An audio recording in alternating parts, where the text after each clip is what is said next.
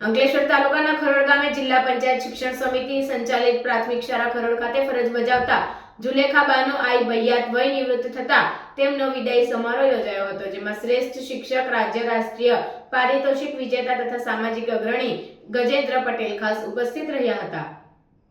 ખરોડ ગામની પ્રાથમિક શાળામાં ફરજ બજાવતા જુલેખા બાનો આઈ ભૈયાતે પ્રાથમિક શિક્ષણ ક્ષેત્રે 36 વર્ષની સેવામાં એક દીર્ઘ અને પ્રેરણાદાયક કારકિર્દી દરમિયાન તેમણે અસંખ્ય વિદ્યાર્થીઓના જીવનને જ્ઞાન અને સ્નેહથી સિંચિત કર્યા છે.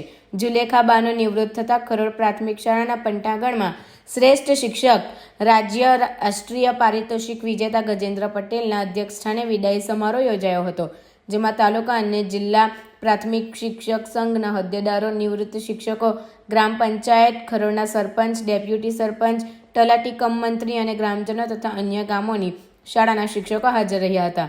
વય નિવૃત્ત થનાર જુલેખા બહેન ભૈયાતે તેમના કાર્યકાળ દરમિયાન ના સ્મરણોને તાજા કરી વાગોડ્યા હતા અને શાળા પરિવાર દ્વારા વય નિવૃત્ત થનાર જુલેખા બહેનને શાલ ઓઢાડી પ્રશિસ્ત પત્ર એનાયત કર્યું હતું. શિક્ષકગણ તથા મહાનુભાવોએ ભેટ સોગાદ અર્પણ કરીને શુભેચ્છાઓ પાઠવી વિદાય આપવામાં આવી હતી. આ યોજાયેલા વિદાય સમારંભના અંતમાં શાળાના બાળકોએ રજૂ કરેલ વિદાય ગીત એ લાગણીસભર દ્રશ્યો સર્જાયા હતા.